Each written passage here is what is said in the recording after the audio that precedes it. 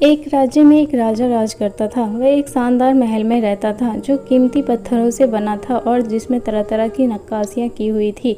महल इतना सुंदर था कि उसके चर्चे दूर दूर तक फैले हुए थे। उसके महल के मुकाबले का महल आसपास के किसी भी राज्य के राजा के पास नहीं था। जो भी राजा का महल देखता उसकी प्रशंसा के फूल बांध देता। अपने महल की प्रशंसा सुनकर राजा फूले नहीं समाता। धीरे धीरे उसमें घमंड घर कर गया। जो भी उसके महल में आता वह अपेक्षा करता कि उसके महल की प्रशंसा करे। यदि कोई उसके महल की प्रशंसा नहीं करता तो उसे बुरा लग जाता। एक साधु उसके दरबार में आया। साधु ने शास्त्र ज्ञान लेने के बाद राजा ने उससे कहा कि गुरुवर, आज ही रात आप यहीं ठहरे, मैं आपको रुकने की व्यवस्था करवाता हूँ। साधु ने स्वीकृति देते हुए उत्तर दिया, राजन, इस सराय में अवश्य ठहरूंगा। अपने महल को सराय कहे जाने पर राजा के अहंकार को चोट लगी। वह आंख बबूला होकर बोला, गुरुवर, आप इस महल को सराय कहे इसका अपमान कर रहे हैं। ऐसा महल दूर दूर तक ढूंढने पर भी आपको नहीं मिलेगा।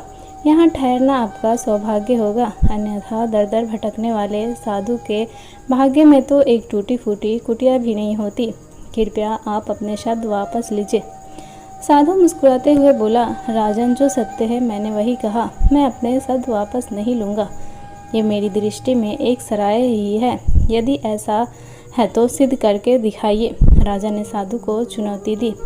ठीक है, मेरे एक प्रश्न का उत्तर दो। साधु ने कहा, पूछिए। आपसे पहले ये महल किसका था? मेरे पिताश्री का। उसके पहले उनके पिताश्री का, अर्थात मेरे दादाश्री का। उसके पहले उनके पिताश्री का। इस महल का इतिहास बहुत पुराना है, राजा ने बताया। साधु ने कहा, आपकी बात ही सिद्ध करती है कि ये महल एक सराय है जिसमें आपकी पीढ़ियां रहती आ रही है। आपके दादाश्री भी रहे, उसके बाद आपके पिताश्री भी, फिर उन्हें इसे छोड़कर जाना पड़ा।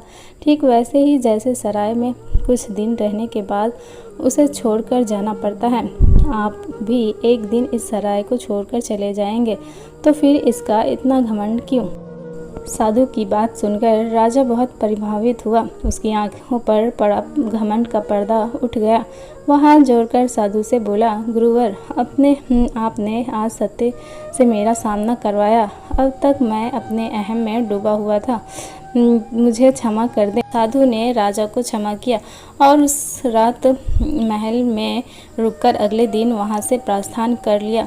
यह दुनिया एक सराय ही की तरह है जहां लोग आते हैं और कुछ दिन रहने के बाद चले जाते हैं। यहाँ से आप कुछ भी लेकर नहीं जाएंगे, लेकिन यदि आप कुछ देकर गए तो सदा इस दुनिया में आपका नाम अमर रहेगा। इसलिए अच्छे कर्म कीजिए, लोगों की सेवा कीजिए और इस दुनिया को बेहतर बनाने में अपना योगदान दीजिए।